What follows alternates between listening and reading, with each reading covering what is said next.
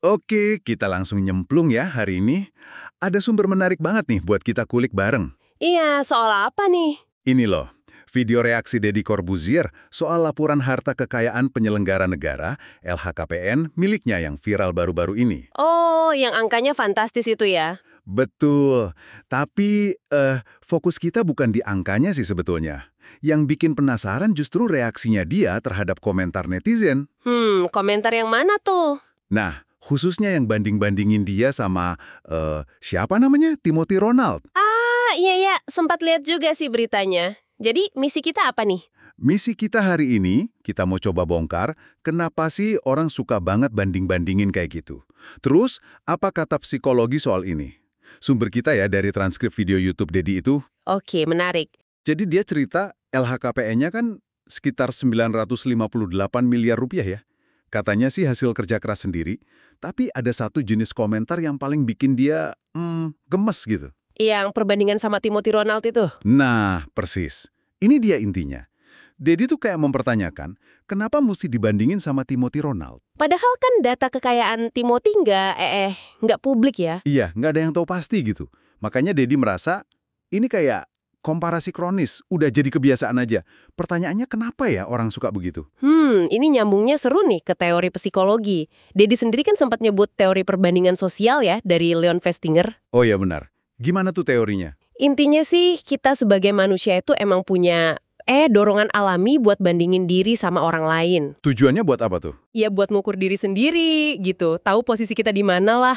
Tapi masalahnya, kayak yang disinggung di sumbernya, perbandingan di era medsos ini seringkali jadi gimana ya, dangkal banget. Maksudnya dangkal gimana? Kita lihat hasil akhirnya aja, tapi nggak tahu prosesnya, jatuh bangunnya gimana. Nah, kalau dasarnya udah punya inferiority complex, rasa rendah diri gitu, Wah, makin bahaya ya. iya, perbandingan ini malah jadi pembenaran. Kayak, tuh kan, bener kan, gue emang nggak ada apa-apanya dibanding dia. Gitu. Waduh, bener juga. Pris, menariknya lagi, Dedi juga ngenalin istilah tall poppy syndrome. Pernah dengar? Tall poppy syndrome, kayaknya pernah sekilas. Itu yang gimana? Bayangin tukang kebun punya taman rumput. Kalau ada satu rumput yang tumbuhnya ketinggian sendiri, mencolok, biasanya diapain? Dipotong biar rata. Nah, persis. Sindrom ini tuh gambaran kecenderungan orang buat motong atau nyinyirin mereka yang dianggap terlalu sukses, terlalu menonjol. Oh, jadi kayak nggak suka gitu ya kalau ada yang lebih sukses. Ya, kayak gitu. Muncul deh narasi-narasi, itu pasti karena ordal, orang dalam maksudnya. Atau nuduh, pasti cuci uang tuh.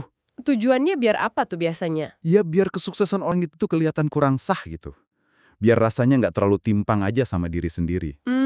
Masuk akal gitu sih.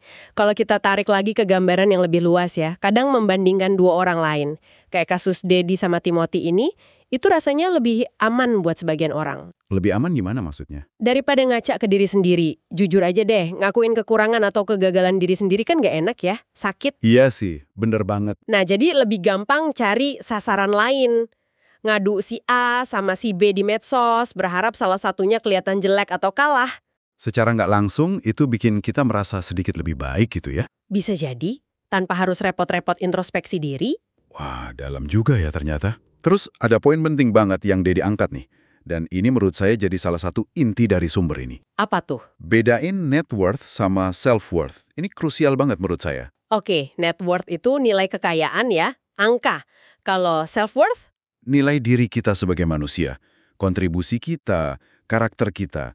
Sumber ini kayak nantang kita buat sadar misahin dua hal ini. Jadi kekayaan itu nggak otomatis sama dengan nilai diri gitu ya? Nah itu dia, pertanyaan kuncinya bukan berapa banyak duit lo, tapi apa kontribusi lo.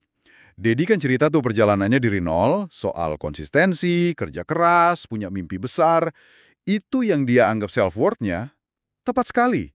Jadi pesan utamanya jelas banget ya.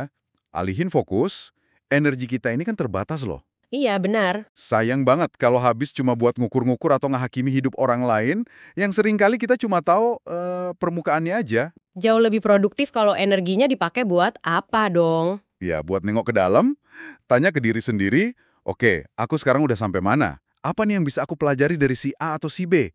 Baik dari suksesnya maupun ya mungkin gagalnya. Jadi belajar dari orang lain, bukan sekedar ngebandingin. Betul. Satu-satunya perbandingan yang sehat dan beneran ada gunanya, menurut perspektif ini ya, bandingin diri kita hari ini sama diri kita kemarin. Udah ada kemajuan belum? Sekecil apapun itu.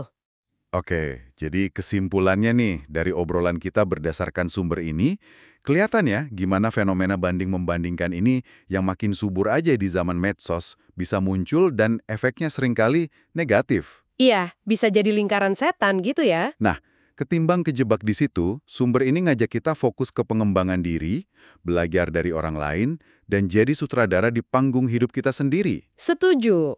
Sukses sejati itu, kalau kata Dedi di videonya, mungkin adalah saat kita udah terlalu sibuk ngebangun diri sendiri, sampai nggak punya waktu lagi buat banding-bandingin orang lain. Bener banget, udah terlalu fokus sama progres diri sendiri ya. Nah, ini mungkin jadi bahan renungan menarik nih buat Anda di rumah. Coba deh perhatiin, seberapa sering sih, sadar atau nggak sadar, kita malah sibuk bandingin pencapaian kita sama orang lain. Atau malah ngebandingin dua orang yang nggak ada hubungannya sama kita, kayak tadi itu.